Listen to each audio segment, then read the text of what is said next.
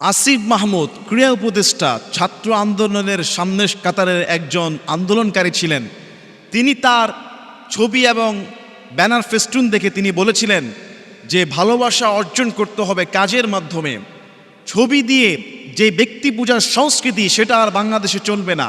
এই ছবি হোক ভালোবাসা বা স্বার্থ হাসিলের উদ্দেশ্যে, সেটা আর চলবে না। এখন থেকে ছবি টাঙানোর যেই সংস্কৃতি, এটাকে বন্ধ করতে হবে। নিজের ছবি আর নিজের নামের যে ব্যানার ফেস্টুন তিনি দেখেছেন একটা ক্রীড়া সংস্থার সামনে, তিনি তখন বলেছেন যে ভালোবাসা অর্জন করতে হবে কাজের মাধ্যমে। সঠিক কথা বলেছেন তিনি, যে যোগ্যতার মাধ্যমে ভালো কাজ করে সুন্দরভাবে সততার সাথে ন্যায়ের সাথে দায়িত্ব পালন করে ভালোবাসা অর্জন করতে হবে।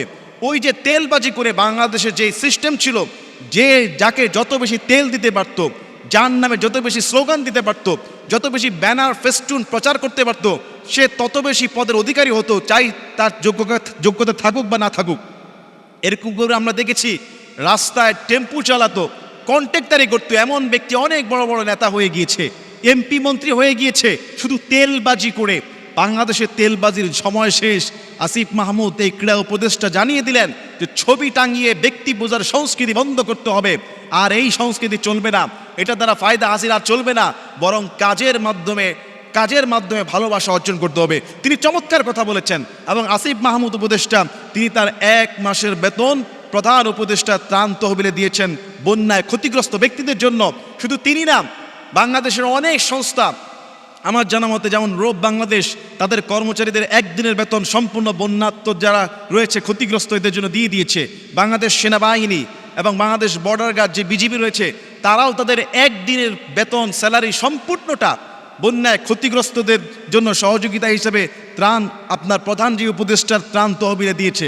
আলহামদুলিল্লাহ, বাংলাদেশে যে যেখান থেকে পাচ্ছে সবাই কিন্তু সাদকা করতেছে।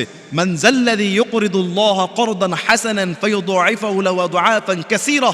আল্লাহ বলছেন যে তোমরা আমাকে ঋণ দাও, মানে আমাকে দাও, মানে গরিবদেরকে সাহায্য সহযোগিতা সদকা করো, আমি আল্লাহ তোমাদেরকে এটা বহু গুণে বাড়িয়ে দেব। সুবহানাল্লাহ। ইন তুবুদুস সাদাকাতি ফানি'ম্মা হি ওয়া ইন তুখফুহা ওয়া তু'তুহাল ফুকারা ফাহুয়া খায়রুল লাকুম। আল্লাহ বলছে তোমরা যদি প্রকাশ্যে সাদকা করো তোমাদের জন্য উত্তম, যদি তোমরা গোপনে গরিবদেরকে দাও সেটা আরও বেশি উত্তম। সুবহানাল্লাহ বিহামদি সুবহানাল্লাহিল আযীম। সুতরাং বাংলাদেশের মানুষ যে যেভাবে পারছে আল্লাহর খুশির জন্য বন্যায় ক্ষতিগ্রস্ত ব্যক্তিদেরকে দান সৎকার করছে। আর আসিফ মাহমুদ ভাই তিনি যে চমৎকার কথা বলেছেন, তেলবাজি করা এবং আপনার কাউকে পাম্পুট্টি মারা, রাসূল এটাও বলেছেন যে কেউ যেন কারোর সামনে সরাসরি প্রশংসা না করে, সামনাসামনি যদি কেউ প্রশংসা করে তার মুখে যেন মাটি মারা হয়। কেননা সামনাসামনি প্রশংসা করলে ব্যক্তির অন্তরে অহংকার চলে আসবে, ব্যক্তির ওই ভালো কাজটা নষ্ট হয়ে যেতে পারে, ক্ষতি হতে পারে। এই জন্য সামনাসামনি প্রশংসা নয়। বাংলাদেশের যে সিস্টেম ছিল তেলবাজি, পাম্পুট্টি এবং একে অপরকে তেল দিয়ে যে যেভাবে পারত তাদের যেই পথ হাসিল করে নিত, আসিফ মাহমুদের কথার দ্বারা স্পষ্ট বোঝা যায় আগামীর বাংলাদেশ তরুণদের বাংলাদেশ, আগামীর বাংলাদেশ জনগণের বাংলাদেশ, আগামীর বাংলাদেশ প্রকৃত নেককার সৎ চরিত্রবান পরিশ্রমী ব্যক্তিদের বাংলাদেশ।